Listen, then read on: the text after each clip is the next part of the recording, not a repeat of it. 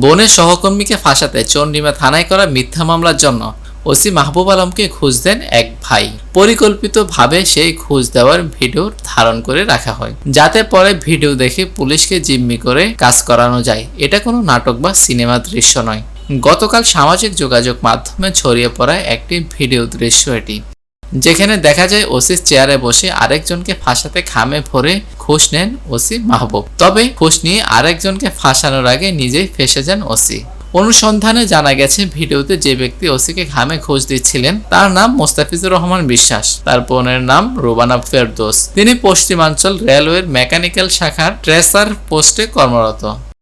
মোস্তাফিজ তার বোনের সহকর্মীকে ফাঁসাতে মামলার রিপোর্ট পক্ষে দিতে ওসিকে ঘুষ দিতে থানায় যান। এ সময় ওসির সাথে দর কষাকষির পর টাকার বান্ডিল থেকে টাকা দেন ওসিকে, আর ওসি সে টাকা খামে ভরে দেওয়ার জন্য একটি খালি খাম দেন। খাম দেওয়ার পর খামে ভরে ওসিকে টাকা দিলে তা নিয়ে ওসি ড্রয়ারের মধ্যে ভরে রাখেন।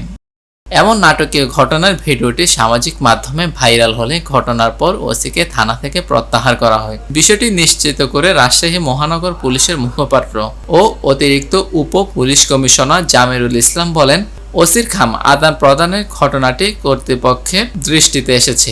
এতে একজন পুলিশ কর্মকর্তার অপেশাদারির বিষয়টি প্রতীয়মান হয়েছে।